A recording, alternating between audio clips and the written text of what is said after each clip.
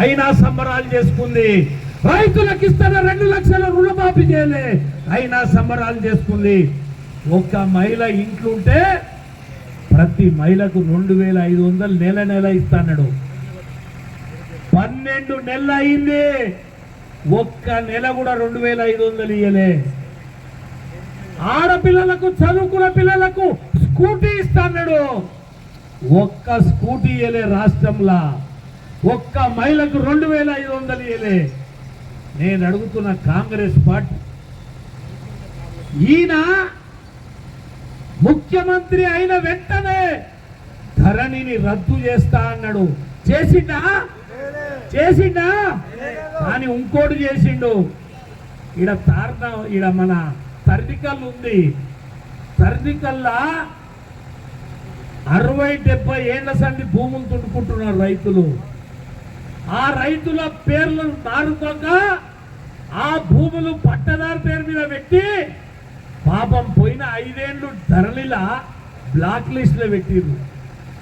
కానీ కాంగ్రెస్ గవర్నమెంట్ వచ్చినాక ఆ ధరణిలకెళ్ళి ఆ భూములు తీసేసి మొన్నటికి మొన్న మన పంచుకుల పోతుంటే మెయిన్ రోడ్ల 50 ఎకరాల భూమి రాత్రో దాన్ని రిజిస్టర్ చేసిర్రు.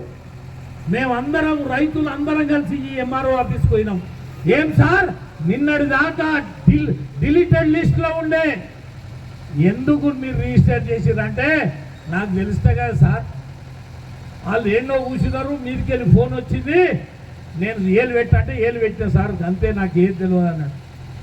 50 ఎకరాల భూమి, ఒక్క ఎకరా 50 నుంచి 70 లక్షల లెక్కల, 5 25 కోట్లు వచ్చినాయి.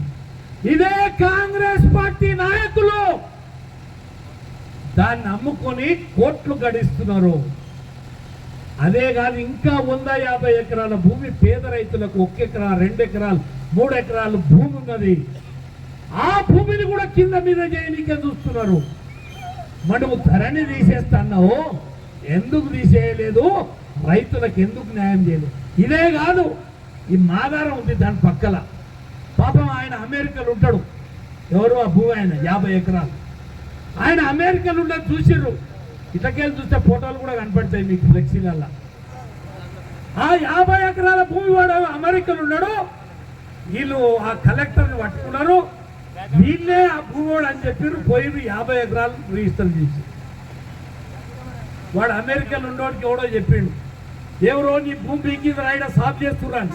వాడు అమెరికాకి వెళ్ళి అక్కడున్న రాయబారికి ఉత్తరం రాసిండు, సార్ నేను ఈడున్న నా భూమి ఎవడో రిజిస్టర్ చేసుకున్నాను తెలంగాణలో. అరే ఇది మాయల ప్రభుత్వం ఉంది రో నాయన అని ఆ రాయబారి ఇక్కడ రాయబారికి రాసిండు. ఆ నరేంద్ర మోడీకి ఆ ఉత్తరం పోయింది, ఆ ఉత్తరంకి వెళ్ళి ఇక్కడికి వచ్చింది హైదరాబాద్లో.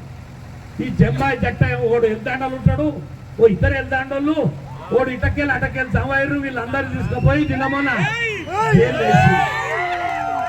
నేను అడుగుతున్నా, 50 ఎకరాల భూమి అది వాంపటకు చేసింది.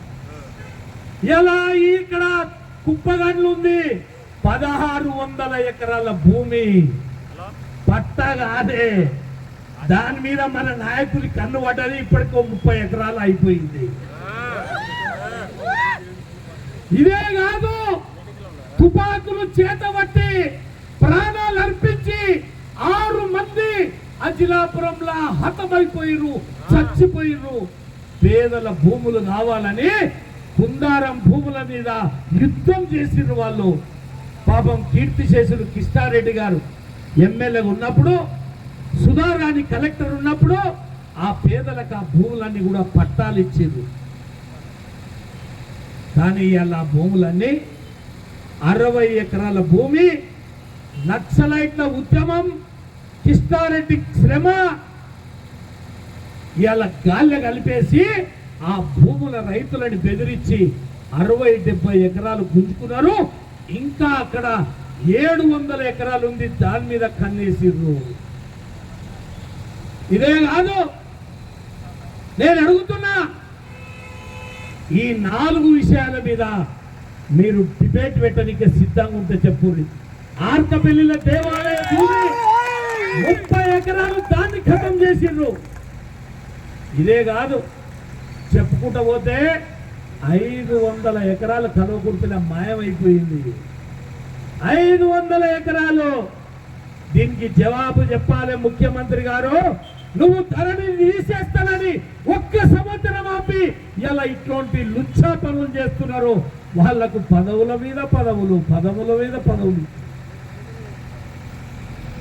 మీ అందరినీ కోరుతున్నా, ఈ విషయాలు ప్రజలకు చెప్పనికనే ఇక్కడ మనం ఈరోజు ర్యాలీ పెట్టినాం. నిన్ననే మన నడ్డా గారు హైదరాబాద్లో పెద్ద ఎత్తున మీటింగ్ పెట్టిండు. మళ్ళీ మాకు ఇప్పుడు అచ్చంపేటలో మీటింగ్ ఉంది. దయచేసి మీరు అందరు కూడా ఏమనుకోవద్దు. రఘుపతిపేటలో మన కార్యకర్త బీజేపీలో ఉన్నాడని ఒక బీజేపీ కార్యకర్తని సంవత్సరం నుంచి ఇల్లు కట్టనిస్తలేరు. ఒక్క సంవత్సరం నుంచి సీకులు సిమెంట్ తెచ్చుకొని సంవత్సరం పంజుగులలో ఒక లీడర్ ఉంటాడు, వాడు కాసిం రజ్వీ అనుకుంటున్నాడు. ఆ లీడర్ ఇవాళ ఈ అధికారులకు చెప్పి ఒక పేద రైతు మన కార్యకర్త ఇల్లు కట్టుకుంటే సంవత్సరం అయింది ఆపబట్టి. నేను చెప్తున్నా అధికారులకు, కలెక్టర్ 10 సార్లు పోయొచ్చిండు, ఎంఆర్ఓ దగ్గరికి 100 సార్లు పోయిండు. అదే రఘుపతిపేటలో 100 మంది ఇల్లు కట్టుకుంటున్నారు, ఎవరు దాపుతలేరు. తన సొంత పట్టా భూమిలా ఇల్లు కట్టుకుంటే అక్కడున్న కాంగ్రెస్ పార్టీ నాయకుడు చెప్తాడట, అరే బీజేపీలో ఉన్నాడు కాబట్టి వీని ఇల్లు కట్టియద్దు. అరే అధికారులు మర్యాదగా చెప్తున్నాం, మేము న్యాయబద్ధంగా చెప్తున్నాం. మేము ఒక పేద రైతు ఇల్లు మీద నీ ప్రతాపంగా చూపించేది నీకు దమ్ముంటే మాలాంటి నాయకుల మీద, కార్యకర్తల మీద చూపి. రేపో మాపో ఆ కార్యక్రమం కూడా పెట్టదలుచుకున్నాం. ఇక్కడనే మర్యాదగా చెప్తున్నాం అధికారులు. నిన్న మొన్న దాకా 10 ఏళ్ళు టీఆర్ఎస్ వాళ్ళు ఉన్నారు, ఇలా వాళ్ళు పత్త లేకుండా పోయి